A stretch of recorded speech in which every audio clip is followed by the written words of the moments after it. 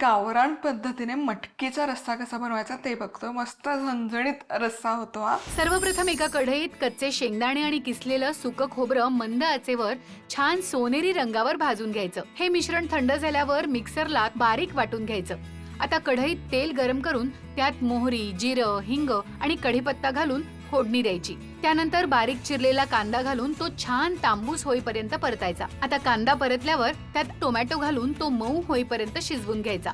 आता त्यात तयार केलेलं शेंगदाण्याचं वाटण, काळा मसाला, लाल तिखट घालून तेल सुटेपर्यंत परतायचं. तयार मसाल्यात मोड आलेली मटकी घालून 2 ते 3 मिनिटे छान परतून घ्यायची. आता गरम पाणी आणि चवीनुसार मीठ घालून कढईवर झाकण ठेवून मंद आचेवर साधारण 10 ते 15 मिनिटे मटकी व्यवस्थित शिजू द्यायची.